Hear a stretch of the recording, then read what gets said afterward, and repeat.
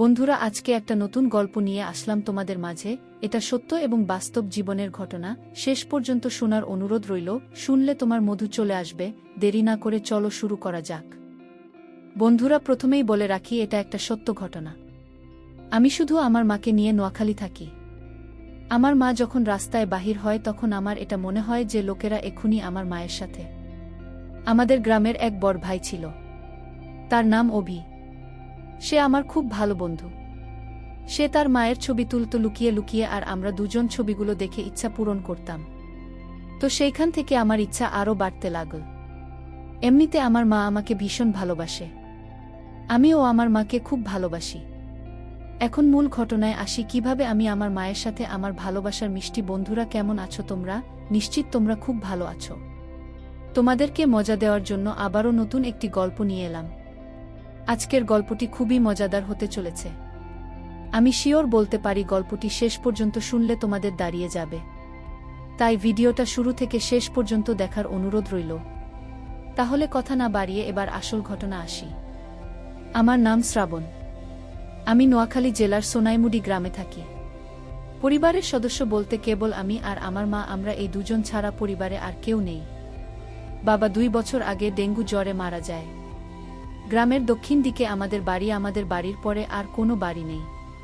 ক্ষেত খামার, পাহাড় জঙ্গলে ভরা, যেখানে প্রয়োজন ছাড়া কেউ কখনো আসে না। বাড়ির সাথে কয়েক কাঠা জমি থাকায় আমাদের মা ছেলের সংসার কোনোমতে চলছে। বাবা মারা যাওয়ার পর পড়াশোনা বাদ দিয়ে মার সাথে মাঝে মধ্যে কৃষি কাজ করি। বেশি সময় আমরা সবজির চাষ করি, তাই যা কাজ করার আমরা নিজেরাই করি। আর সাথে আমি একটা কাপড়ের দোকান চালাই। এভাবে দুজনের সংসার বেশ ভালোই চলছে। আমার বয়স 24 বছর আর আমার মায়ের বয়স 39 বছর। আমার মায়ের 15 বছর বয়সে বিয়ে হয়, আর আমি 1 বছর পরে আমি এই দুনিয়াতে আসি। আমার গায়ের রং খুব ফর্সা। শুনেছি নানিও নাকি ফর্সা ছিল, তাই আমার শরীরের অঙ্গের মতোই অপরূপ সুন্দরী তিনি। এমন চেহারা সুন্দরী নারী আর নেই আমাদের গ্রামে। কেউ বলবে না আমার মায়ের 24 বছরের সন্তান আছে। 18-19 বছর বয়সী বিবাহিত নারীর মতো দেখতে। মার সাথে আমার মনের প্রচণ্ড মিল রয়েছে। আমাকে অনেক ভালোবাসে আমার মা, কোনোদিন একটি বকাও দেয়নি জীবনে। যাই হোক, এবার আসল ঘটনা আসি। মাকে নিয়ে কখনো আমার মনের মধ্যে খারাপ চিন্তা ছিল না। সাধারণ মা ছেলের মতোই। তবে বয়সের সাথে সাথে নিজের বয়সের চেয়ে বড় মেয়ে ও মহিলা দেখে মনের সুপ্ত বাসনা তৈরি হতে থাকে। স্কুলে পড়ার সময় কখনো ক্লাসের মেয়েদের দেখতাম না। ম্যাডাম বাঙালিদের প্রতি নজর যেত সব সময়। আর এখন এটা আরও বেশি বেড়ে গেছে। 24 বছরে অনেকেই বিয়ে করে, কিন্তু আমার এখনও বিয়ে করা হয়নি। তার উপর কাপড়ের দোকান করি। দোকানে মেয়ে ও মহিলাদের পোশাকই বেশি। অনেক কষ্টে তাদের সামনে নিজেকে সামলাই। আর তাছাড়া গ্রামের একমাত্র কাপড়ের দোকান আমার, তাই সবাই এখানে আসে কেনাকাটা করতে। আমাদের গ্রামের এমন কোনো মহিলা বা মেয়ে নেই যাদের ওই কাপড়ের মাপ আমি জানি না। ভাগ্য ভাল হলে প্রায় মাপ নিতে গিয়ে কৌশলে হাত বুলিয়ে মনের আশ মিটায়। এভাবেই আরও বেশি খালা কাকিদের প্রতি আগ্রহটা বাড়ছে। হঠাৎ করে যে একদিন আমার জীবনের মোড় ঘুরবে তা কখনো কল্পনাও করিনি। এক রাতে আমার স্বপ্নদোষ হলো, মা ছেলে দুজন মানুষ, তাই এক ঘর দিয়ে চলছি আমরা। মারামার অপর পাশে একটা খাটে ঘুমায়। আমাদের মাঝে চাদরে বেড়া দেওয়া। উঠে বসে দেখি বিছানায় একদম তলিয়ে গেছে ভিজে লুঙ্গি। শুকনো অংশ দিয়ে বিছানায় ভেজাটুকু কোনোরকমে মুছে চলে গেলাম। টয়লেট শেষে ঘরে ঢুকতেই হঠাৎ চোখে আমার দিকে গেল, আর চোখ আটকে গেল সেদিকে। শাড়ির উপরে উঠে পায়ে কিছুটা বেরিয়ে আছে, কিন্তু এটুকু দেখে আমার চোখ আটকে গেল। নিজের অজান্তেই কেমন একটা ঘোরে হারিয়ে গেলাম। আমিও একটু এগিয়ে মার কাছে গেলাম। মা গভীর ঘুমে আছে, নিঃশ্বাসের সাথে বুকটা ওঠানামা করছে। আর আমার মনে হচ্ছে কেউ যেন আমার বুকেও ঢাক পেটাচ্ছে। মন ভরে অধীর আগ্রহে মা সৌন্দর্য উপভোগ করছি। হঠাৎ মা আডমোডা ভাঙতে লাগল ঘুমের মাঝে। আমি দ্রুত নিজের বিছানায় শুয়ে পড়ি। সারাটা রাত শুধু তোমার কথা ভেবে পার করলাম, একটু ঘুমাতে পারলাম না। অনেকক্ষণ পরে চোখ বুজলাম। সকালে উঠে উঠোনে গিয়ে দেখি মা গরুর দুধও আছে। আগেও দেখেছি, কিন্তু আজ চোখে পড়ল মার পিঠ অনেকটা খোলামো সিন। ত্বকের পিঠ দেখে সিনেমার নায়িকাও ফেল। রাতে মা সামান্য সৌন্দর্য দেখেই আমি মার প্রতি নিষিদ্ধ আকৃষ্টতা অনুভব করতে লাগলাম। এটা খারাপ বা ভালো এমন কোনো চিন্তাই মাথায় আসছে না। মার পেছনে দাঁড়িয়ে দেখে যাচ্ছি। হঠাৎ মা পিছন ফিরলে চমকে গেলাম দুজনেই। হায় হায়, মা কি বুঝে ফেল নাকি? কিন্তু মা বলল, শ্রাবণ, বাবা ঘুম ভাঙছে তোমায়। তোমাদের বলে রাখা ভালো, মা আমাকে সবসময় বাবা বলে ডাকে আর তুমি করেই বলে। যাই হোক, আমার কথা মনে হলো না যে সে বুঝেছে আমি কি করছিলাম। মা বলল, যাও মুখ ধুয়ে আস, খাবার দিচ্ছি। মা, আজকে দুধ খাব। এই দুধ খাও। আমি মনে মনে অন্য কিছু বলতে লাগলাম, আমার দাঁতের সম্বিত ফিরল। মা বলল, এই দুধ খাবি? এখন দোহাইতে আছি। গরম না করলে খাবি কিভাবে? আমি বললাম, আমি এভাবেই খাব, তুমি খাইয়ে দাও। আচ্ছা আসো। এই নাও পাগল ছেলে। মা গ্লাসে করে দুধ ঢেলে এগিয়ে দিল। মা মুচকে গেছে আমার চুলায় দিয়ে বলল, এখন যাও হাত মুখ ধুয়ে আস, খাইতে দেব। আমি হাত মুখ ধুয়ে খেতে এসে মাকে বললাম, আজ আমাকে খাবার দাও। মা অবাক হয়ে বলল, আজ কি হয়েছে তোমার? আমি বললাম, কেন মা? মা বলল, খাওয়াই দিতে পারবে না। কি বলছো? তাহলে এমন জিজ্ঞেস করো কেন? আচ্ছা বাবা, রাগ করো না, আসো আমি খাইয়ে দেয়। এমন সময় আমি বললাম, আচ্ছা তুমি আমাকে ভালোবাসো? আমার এমন প্রশ্ন শুনে মা এক প্রকার ভয় পেয়ে বলল, কি হয়েছে তোমার? আজকে এমন কেন করছো? শরীর খারাপ নাকি? বলে আমায় কপালে গালে ছুঁয়ে দেখতে লাগল। জ্বর আছে কিনা? আমি বললাম, আরে মা, আমি ঠিক আছি, আমার কিছুই হয়নি। জিজ্ঞেস করতে মন চাই। মা বলল, তুমি ছাড়া আমার জীবনে আর কেউ আছে নাকি? তোমাকে নিয়ে আমার সব, আমার প্রাণ। তুমি নিজের জীবন থেকেও তোমায় বেশি ভালোবাসি। কিন্তু হঠাৎ এসব কেন জানতে চাইছ? মা, তুমি বাবা মারা যাওয়ার পর থেকে আর আগের মতো নেই। সাজুগুজু করো না, নতুন কিছু পরো না, আমার কিন্তু এসব ভালো লাগে না। মা নিরাশ হয়ে বলল, বাবারে, স্বামী মারা গেলে কোনো নারীর অস্তিত্ব থাকে না। তুমি আমার জীবনে আছো বলেই আমি বেঁচে আছি। না হলে আমি আগে মারা যেতাম। আমি বাবাকে অনেক বেশি ভালোবাসতে, তাই না? মা বলল, সব স্ত্রী তার স্বামীকে ভালোবাসে। আমিও ভালোবাসতাম। কিন্তু মা আমাকে ভালোবাসে না। তার প্রমাণ দিয়ে দিলেন, আমার পছন্দ তুমি সেজেগুজে থাকো, কিন্তু তুমি তা করো না। আমায় ভালোবাসলে এমন করতে না। তুমি খুশি থাকতে চাই আমি, তুমি একটা বিয়ে করে আবার সুখের সংসার করো। তাহলে জীবনটা ভালো কাটবে কেন? এইসব বললাম আমি নিজেও জানি না, মনে হলো আর বলে দিলাম। আমার কথা শেষ হতে না হতেই ঠাস করে একটা চড় পড়ল আমার গালে। আমি ব্যথার চেয়ে অবাক হয়েছি। আমার জ্ঞান হওয়ার পর কখনো আমাকে কেউ মারেনি। মার তো দূরে থাক, কখনো চোখ রাঙিয়ে কথা বলে না।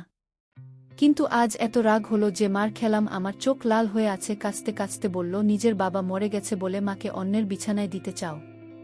বোঝা হয়ে গেছে আমি, তাই না? আমাকে খাওয়াতে পড়াতে কষ্ট হচ্ছে। আমি চলে যাব, চিন্তা করো না বলেই উঠে চলে গেল। মা নিজে বিছানায় শুয়ে কাঁদতে লাগল। আমি উঠে তার কাছে গিয়ে হাজারবার বোঝানোর চেষ্টা করলাম, কিন্তু আমার কোনো কথাই শুনল না। মা বলল, এখন আমার চোখের সামনে থেকে যাও। আমি মার কথায় ভয় পেয়ে যাই। বের হয়ে যায় দোকানের উদ্দেশ্যে। রাতে কথা বলল না, যে যার মতো শুয়ে পড়ি। হঠাৎ ঘুমের মধ্যে গালে নরম ছোঁয়া পেয়ে উঠে পড়ি। দেখি মা সামনে বিছানায় বসা। উঠে আমি সামনে বসতেই চোখ জ্বলে করে আমার গালে হাত বুলিয়ে বলল, ব্যথা করছে তাই না? আমাকে মাফ করে দাও। মা আর কখনো এমন বলবেন না। এসো, তুমি আমার কাছে মোটেও বোঝে না। আমি ভেবেছি হয়তো তোমার ভালো হবে, কিন্তু তুমি কষ্ট পাবে জানতাম না। আমায় মাফ করে দাও। মা সাথে সাথে আমাকে বুকে টেনে নিল, বলল, বাবারে, আমি তোমায় ভীষণ ভালোবাসি। তোমার ছেলে কারো সংসার এগিয়ে নিজের সুখ চাই না। তোমার বাবার পরে তুমি আমার একমাত্র সম্বল। আর কখনো এমন বলো না বাবা, আমি আর কখনো বলবো না। মা, আমার উপর আর রাগ করে থেকো না। এবার মনের কষ্ট ভয় দূর হলে আমি মার সৌন্দর্যের উপর আবার আকৃষ্ট হলাম। পরদিন বিকেলে বাড়ি ফিরে আমি চমকে উঠলাম। আমার পরনে একটা সবুজ শাড়ি আর হলুদ ব্লাউজ পরার চমৎকার মানিয়েছে। আমায় দেখে মুচকি হেসে বলল, এখন ঠিক আছে তো? তুমি সত্যিই আমার জন্য নতুন শাড়ি পরেছ? তুমি ছাড়া কি অন্য কেউ আছে আমার? আমি খুশিতে মাকে জড়িয়ে ধরি। মাও সারা দিল, তুমি আমার জান, তোমার খুশি আমার খুশি। তুমি নতুন নতুন সাজবে, তা আমার খুবই ভালো লাগে। মা বলল, বুঝেছি, তোমাকে এখন সুন্দরী একটা মেয়ে দেখে বিয়ে দিতে হবে। আমি বললাম, মা আর কখনো বিয়ের কথা আনবে না। মা বলল, সে কি, বিয়ে কেন করবে না? আমি শুধু তোমায় নিয়ে থাকব। মা বলল, আরে পাগল ছেলে, আমি তো থাকবই, বিয়ে করতে তাতে সমস্যা কোথায়? আমি বললাম, আমার আর তোমার মাঝে অন্য কেউ আসতে পারবে না। আমি চাই না আমাদের মাঝে কেউ আসুক। আর কখনো বিয়ের কথা বলবে না। তুমি ছাড়া আর কাউকে নিয়ে আমি সংসার করতে চাই না। আমার কথা মা ছেলের মমতা মনোভাব বুঝেছে, কিন্তু তা ছাপিয়ে ও যে আমি তার মন প্রাণ সব পাওয়াটা ভাবছি তা তো সে জানে না। আচ্ছা বাবা, আর বলবো না। মা কিছুক্ষণ আমায় চেয়ে দেখল, বলল, আচ্ছা যাই হোক, বললে না তো আমায় কেমন লাগছে? আমি বললাম, একদম পরীর মতো লাগছে তোমায়। মা লজ্জা পেয়ে বলল, দুষ্টু, খালি মজা করো। সত্যি বলছি, আমি, বিশ্বাস করো। আচ্ছা আচ্ছা হয়েছে, এখন যা গোসল করে আয়। আমি পুকুরে গেলাম গোসল করতে। বাড়িতেই পুকুর, আমাদের ঘরের পাশে। আমি গোসল করে গা মুছে সেই হালকা ভেজা গামছা পরে এসে মার সামনে দাঁড়িয়ে বললাম, ভিতর থেকে লুঙ্গি এনে দাও মা। হঠাৎ মার চোখ খেয়াল করলাম আমার গামছা দিকে। নিচে তাকিয়ে দেখি আমার ওটা স্পষ্ট আকারে বোঝা যাচ্ছে। তার মানে কি মা তাই দেখছিল? আমি মেলাতে পারলাম না। সেদিন রাতে হঠাৎ ঘুম ভাঙল একটা অদ্ভুত শব্দে। উঠে ভাবলাম মার কাছে গিয়ে দেখি বিছানায় নেই মা, দরজা খোলা। হয়তো বাহিরের কোনো সমস্যা হয়েছে কি না ভেবেই তড়িঘড়ি করে বাহিরে গেলাম। মাকে ডাক দিলাম, কিন্তু সাড়া নেই। হঠাৎ একটা শব্দ এলো, গোসলখানা থেকে। পুকুরে গোসল করে মা, তবে মাঝে মাঝে গোসলখানায় করে। তাই সেখানে এগিয়ে গেলাম দেখতে, শব্দ খুঁজতে। এগিয়ে যেতেই শব্দ বাড়ছে। হঠাৎ শব্দটা কেমন অদ্ভুত হলো, বুঝতে পারছি না এমন শব্দ কিসের জন্য করছে না। এগিয়ে গোসলখানা কাছাকাছি যেতেই পর্দার ফাঁকে যা দেখতে পেলাম, তোমার প্রতি আমার ধারণাই পাল্টে গেল। গোসলখানার দরজা নেই, পর্দা লাগানো বলে সব দেখছি, কিন্তু মা জানে না মা টিউবওয়েলের চোখা অংশের উপর বসে আজব কাজ করছে। শাড়ি পরা বলে তা দেখা যাচ্ছে না, কিন্তু বোঝা যাচ্ছে কাজ সেরে মাকে বল থেকে নেমে গেলে আমি চুপি পায়ে ঘরে শুয়ে পড়ি। চোখ বুজে হালকা খুলে দরজায় নজর রাখে ঘুমের ভান করে, আর লুঙ্গি তুলে রাখে যেন দেখা না গেলেও আমার কৌতূহল বাড়ে। আমার ঘরে ঢুকল, দরজা আটকে আমার বিছানার কাছে এসে দাঁড়াল। সে দাঁড়িয়ে থাকায় তার চোখে বাড়ি থেকে জানলার ফাঁক দিয়ে আসা চাঁদের আলো স্পষ্ট দৃষ্টি আমাকে গিলে খাচ্ছে। ঘুমের মাঝখানে আমি আডমোডা ভাঙার ভান করলাম, তাতে মা তড়িঘড়ি করে চলে গেল নিজের বিছানা। আমার মন খুশিতে নেচে উঠল মার আমার প্রতি এতই আকর্ষণ দেখে। কখন যে মার কথা ভাবতে ভাবতে ঘুমিয়ে গেলাম বলতেও পারি না। সকালে ঘুম ভাঙতে উঠে দেখি মা এখনো ঘুমিয়ে আছে, কিন্তু অবাক করা বিষয় দেখে মাঝখানে চাদরটা সরিয়ে রাখা। মাকে দেখে আমার চোখ আটকে গেল। আমি মাকে ডাকলাম, মা ওঠো, সকাল হয়ে গেছে তো। আজকে এত সকাল হয়ে গেল, এখনো ওঠেনি যে? মা ঘুম থেকে চোখ মেলে উঠে বসল, কিন্তু সামান্য বিচলিত নয়। আমায় দেখে যে তার কাপড় ঠিক নেই। স্বাভাবিক গতিতেই কাপড় ঠিক করে বিছানা থেকে নাম। মা এত দেরিতে উঠলে ক্লান্ত নাকি? পরিশ্রম করা হয়েছে খুব, তাই ক্লান্ত। এখন ভাল লাগছে। আমি মনে মনে বললাম, কি পরিশ্রমটা তো জানি, এই চাদর সরাল ওকে আমি সরিয়েছি। ঘরে আমরা ছাড়া কেউ নেই, তো চাদর রেখে কি হবে? আর যে গরম পড়েছে, এভাবে চাদর থাকলে আলো বাতাস চলাফেরা করে না। মার যুক্তি শুনে মুচকি হাসলাম মনে মনে। মা বলল, বাবা তোমার খিদে লেগেছে তাই না, তুমি হাত মুখ ধুয়ে আস। আমি বললাম, না, আগে গোসল করব, তারপর খাব বলে আমি পুকুরে গেলাম। বন্ধুরা, ভিডিও মাঝখানে একটা কথা বলতে চাই। আমি তোমাদের আনন্দ দেওয়ার জন্য খুব কষ্ট করে ভিডিও বানাই, তাই তোমাদের কাছে অনুরোধ থাকবে অবশ্যই এই ভিডিওটি দেখে একটি লাইক করবে এবং চ্যানেলটি সাবস্ক্রাইব করে পাশে থাকবেন। আজ গামছাও নিলাম না। গোসল করে ভেজা কাক হয়ে এল আমার কাছে। আগের দিন তো হালকা ভেজা গামছা ছিল, তাই অতটা ভালো বোঝা যায়নি, কিন্তু আজ একদম ভিজে গায়ে সেটে আছে লুঙ্গি। মার দৃষ্টি আমার উপরে আর চোখে গিলে খাচ্ছে, জিভে যেন জল এসে গেছে, এমন করে তাকিয়ে আছে আমার দিকে। আমার বেশ ভালো লাগছে তা দেখে। আমার ভিতর থেকে গামছা লুঙ্গি এনে দিল। যতক্ষণ আমার মোছা শেষে লুঙ্গি না পরলাম সে লুকিয়ে দেখতে চল। হঠাৎ মা বলল, তুমি একটু বসো, আমিও গোসল করে আসি। আজকে গরম লাগছে, এসে খাইয়ে দিব তোমায়। আমি ভাবলাম ভালোবাসা দেখাতে খাইয়ে দেবে, কিন্তু আরও কিছু অপেক্ষা করছে তা বুঝিনি। মাঝে গোসল করতে না, শুধু শরীর ভেজাতে পুকুরে গিয়েছিল তা বুঝতে বাকি রইল না।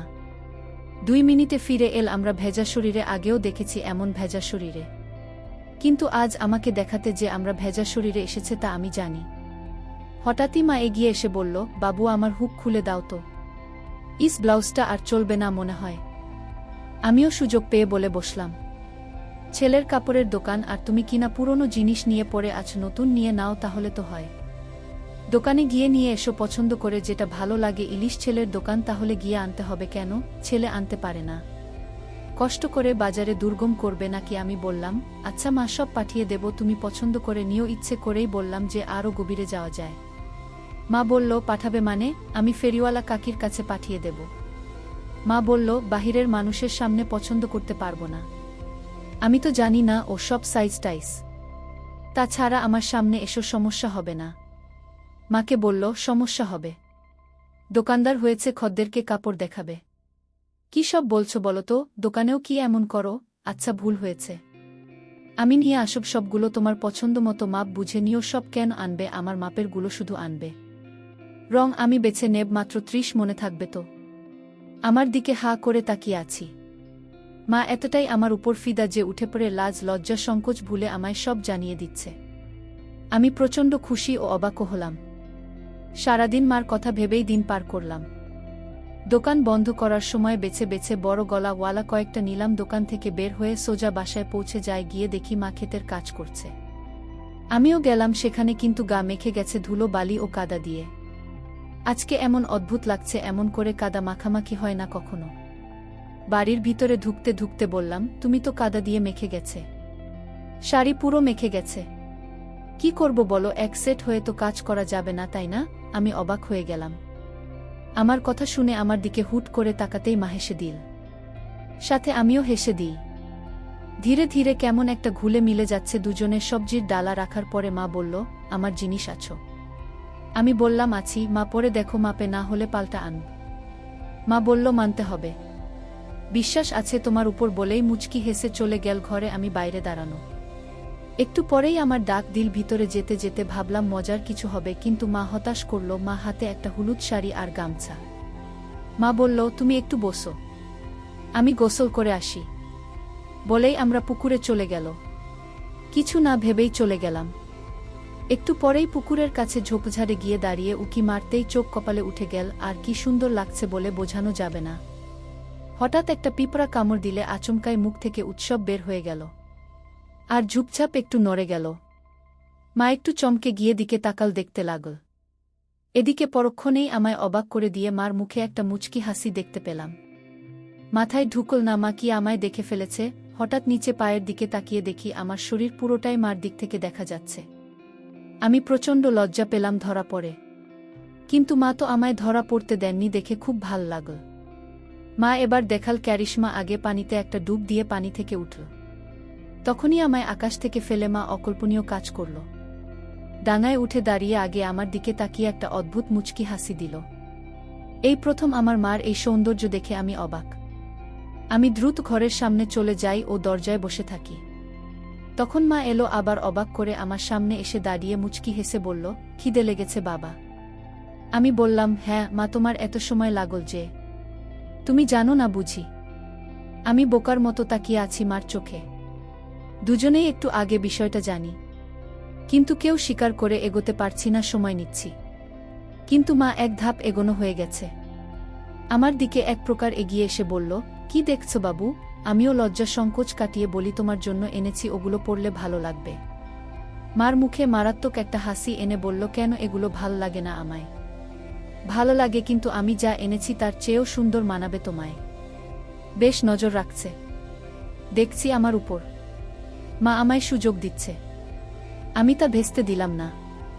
আমি বললাম, আমার খদ্দের তুমি কোথায় কেমন লাগবে তা আমার দেখার দায়িত্ব। মা চোখ পাকিয়ে বলল, তাই তাহলে তো গ্রামের সব মেয়ে মহিলার দিকে দেখা হয়ে গেছে।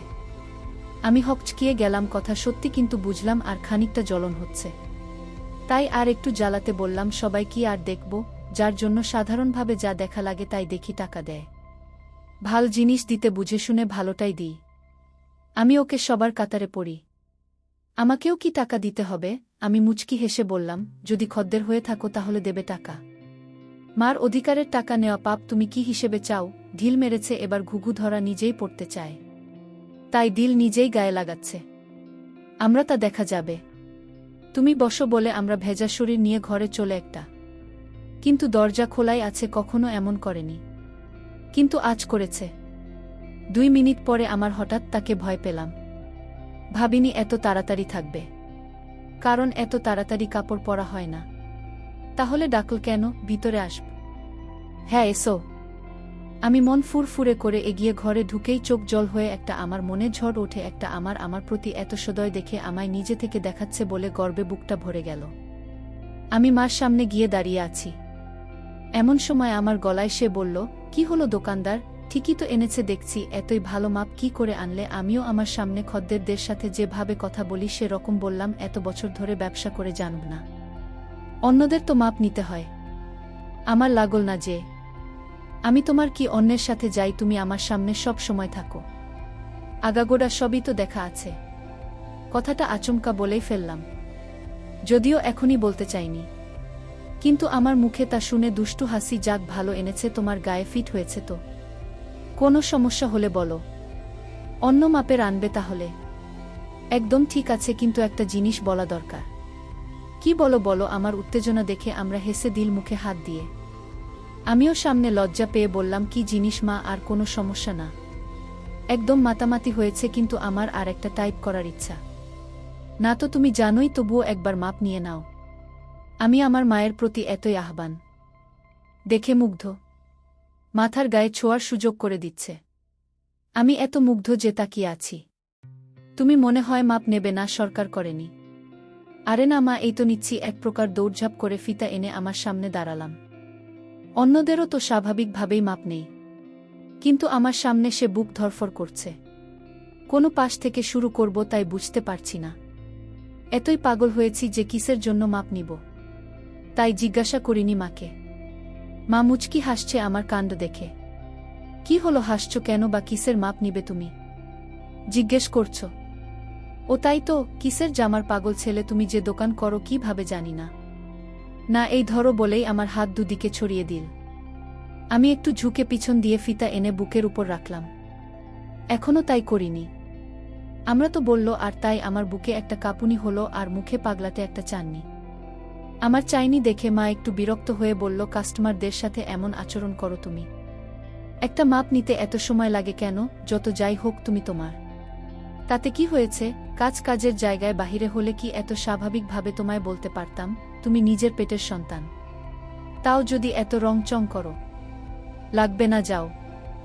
বলেই আমার সরে যেতে নিলে আমি হাত ধরে বলি, আচ্ছা এসো মাপ নিচ্ছি। কত রাগ করে গো, নয়তো কি করব? বাহিরের মানুষের কাছে গিয়ে মাপ দিব? আচ্ছা হয়েছে, এসো হাত ছাড়াও। মা বলল, পারবো না, পারলে তুমিই সরিয়ে নাও। আমার এই অভিমান অনেকটা ভাল লাগল। আমি এবার সংকোচ কেটে গেল, তাই আমিও এগিয়ে গেলাম। বন্ধুরা, আজকের গল্পটি যদি তোমাদের ভালো লেগে থাকে তাহলে অবশ্যই ভিডিওটিতে লাইক করতে ভুলবেন না। আর এরকম নতুন নতুন গল্প পেতে আমাদের চ্যানেলটিকে সাবস্ক্রাইব করে পাশে থাকবে।